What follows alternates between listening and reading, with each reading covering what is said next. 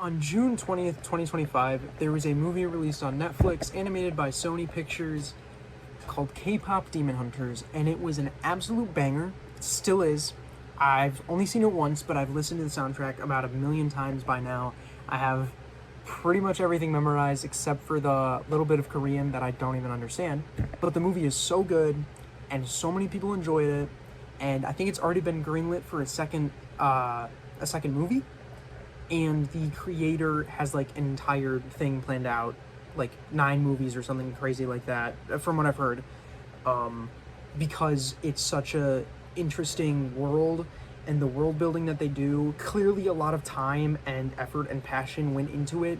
It's a great movie, and it's a great universe that they've built. I took it upon myself to, because I'm an absolute nerd, I've made magic cards for some of the characters in the movie, so I'm gonna be running through that. These are like my own creations, just like my Silco Arcane video. I made my own cards based off of existing characters, and I try to flavor them and format them how I think that Wizards would make them as a card. And so I try to balance them mechanically within the game, that way they're not super overpowered, but yeah, I did that. So anyways, we'll start off here with the one, the only, the Roomie, Voice of Huntrix. She's 5 mana, and she's Jeskai. I really wanted to give her a Wooburg ability, or like an ability that gives her all colors that would maybe like make a new Hanmoon, but I didn't really think that would fit within the context of like the way that she is within the movie itself, so I just decided to go with 3 colors, but leave room for a special ability or something that I can see her being Wooburg, is what I'm saying. I can see her being all of the colors easily. So she's 2 generic, and then a blue, a red, and a white.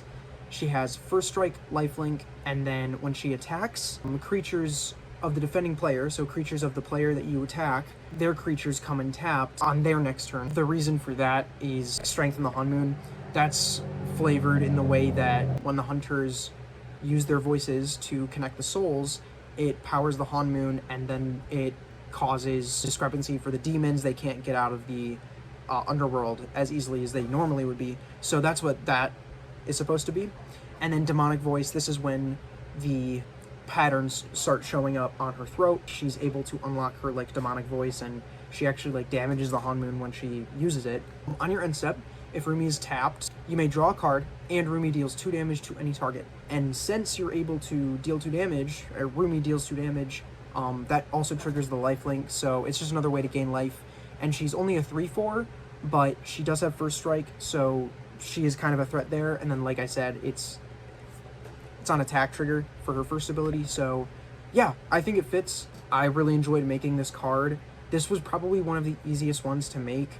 It's a lot easier to make cards with the more content you have around a character, and since the entire movie we're following Roomie's story, she was really easy to make. Her, Ginu, and Gimma were like the 3 easiest cards for me to do. Meera and Zoe, which I'm going to show next, they were very tough because although they're like clearly characters and their own people, for Magic, I just couldn't really fit them into like a card, so they're just kind of generic cards of the colors that I gave them, which I think they fit the colors that I gave them. However, they're just kind of like generic. You could slap anybody's name on it. You could just have a random name. It wouldn't have to be Zoe or Meera. It would just be like a random Boros card or a random Azorius card, and it would still work. I hope to later change that, you know, maybe in the next movie they focus on one of the other characters, and then I'm able to expand upon that and then make the card more catered towards that character. But for now, I don't really have a lot to work with. That's why these next couple are going to be kind of bare bones, which I'm not even happy about, but I really don't know what else I can do. We'll move on to Meera, Dancer of Huntrix. She's also 5 mana, but she's 3 generic and then a red and a white. I thought Boros worked really well with her. I also was tempted to give her black mana, but I think making her Boros and her red-white and then Zoe blue-white, I think it works really well. And then they can also, you know, if I were to make a Roomie deck, then they can be in that deck. Meera has haste and vigilance, and then I gave her an ability called Stare Down. At the beginning of combat on your turn, you exile the top card of your library, and you may play it this turn. If it's a land, target creature can't block this turn. If it's a non-land, target creature you control gets +X, where X is the card's mana value. So she can buff or make it so a creature cannot block this turn, just dependent on whatever card you exile from your library. I mean, it works for her character, but I think there are other abilities that would work better. I just don't know, because I don't know enough about Meera herself.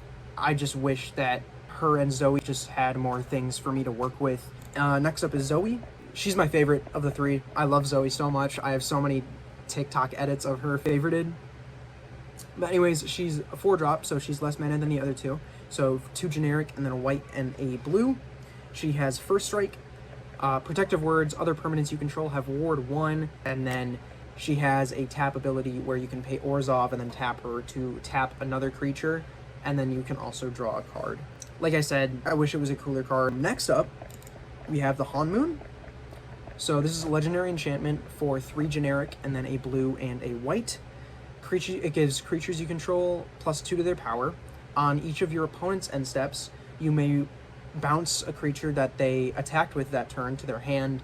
That's just like Roomie's ability. It's strengthening the Hanmoon. It's just more difficult for the demons to escape. And then whenever a non-token creature die or enters, gain a life. That happens whenever anybody's non-token creatures enter. I just thought that was kind of cool. Next up, probably one of the coolest cards I made. Ginu. He is Demir, so he's blue-black, which I thought fit really well. He's a demon bard. He's 2 generic and a blue and a black. He has Vigilance and Menace. When he deals combat damage to a player, you draw a card, and then you can pay 2 mana and discard a card to give him flying until end of turn. Yeah, I just thought giving him a draw ability and then giving him flying is also cool. Maybe I'll remake this card and give him another ability that works maybe with like something on his voice, maybe on like an attack thing, but I wanted to make sure I gave each card their own thing. I didn't want to just all have it be attack triggers, so since Roomie's on attack and Meera's on combat, I just wanted to keep it all separate, so I thought this was fine. Next up is Gimma, Lord of the Demons. He's an enchantment creature, and he's a demon avatar. He's Grixis. I was debating making him Jund. I would swap out the blue for green instead, but I thought Grixis worked really well. So he has Trample. Other demons you control have Haste, which I think makes sense. You know, he's the one sending them out. He's the one sending them from the underworld out into the real world to go get him souls, so I think it's like, oh, go get my shit done. Whenever a creature your opponent's control dies, you put a counter on Gimma, and whenever a creature you control dies, you may draw a card. So yeah, I think this is a really well-balanced card. I like it. It reminds me a lot of the Myco Tyrant. That's a deck my older brother has, which is a really fun deck to play. And yeah, I just thought it worked really well for the flavor that we see of Gimma. I like this card. I would play this deck. It seems like a fun deck. And then last, but certainly not least, Derpy and Sussy, Unlikely Duo. Maybe it's Susie, I don't know the pronunciation. I think it's Sussy though. Legendary creature, Catbird Spirit, and then they are soul tie, so green, black, blue. Whenever they enter, each player mills a card and then draws a card. So this is kind of like a group hug deck, or like a group hug card. So they enter and then everybody mills a card and then draws a card. And then on each end step, if 2 or more spells were cast this turn, then you return Derpy and Sussy to its owner's hand. Yeah, I like this one a lot.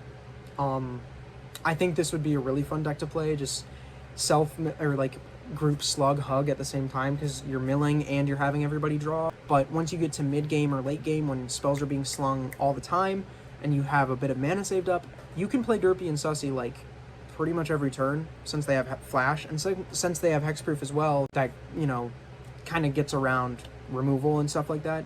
But yeah, I had a lot of fun making this card. Funny enough, they were easier to make than Zoe and Meera, which I thought was kind of nuts, but I think these work.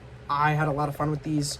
I showed these to my friend and they immediately asked where Bobby was, so I'm gonna have to make a Bobby card, and I will definitely make other cards. Maybe I should do the other Saja boys, not that there's really anything there to work with. But yeah, let me know what other characters I should do from K-pop Demon Hunters, or just any characters from any video game, show, movie, whatever. I'll look into it, I'll do it, I don't care.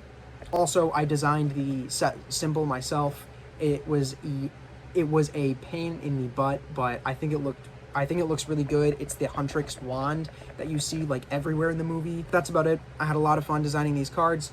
Hopefully you liked them and enjoyed it. That's about it. Have a good one.